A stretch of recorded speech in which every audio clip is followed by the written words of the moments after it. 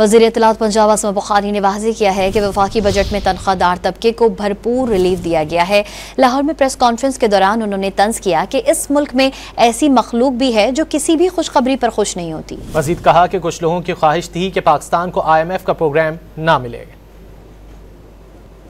ایک تو جو ریلیف ہے تنخواہ دار طبقے کے لیے، جو پینشن میں تنخواہوں میں اضافہ ہے، اس کے ساتھ ساتھ مختلف اور انیشیٹیوز جو ہیں وہ لیے بھی گئے ہیں، مختلف مدوں کے اندر جو ہے وہ انکریز بھی کیا گیا ہے۔ ایک عجیب بات یہ ہے کہ اس ملک میں ایسی مخلوق بھی ہے، انہوں نے اس خوشخبری کے اندر سے بھی جو ہے وہ ان کو جو ہے وہ ہر وقت ناکامی چاہیے ہوتی ہے، وہ ہر وقت کوئی نہ کوئی سازش جو ہے وہ کر رہے ہوتے ہیں،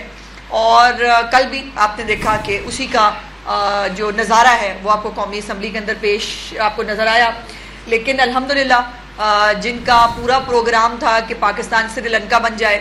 جن کی پوری خواہش تھی کہ پاکستان کو IMF کا پروگرام مت ملے، وہ ٹریک جو ہے پاکستان کو ملنے والی اس کے لیے پوری کیمپین کی گئی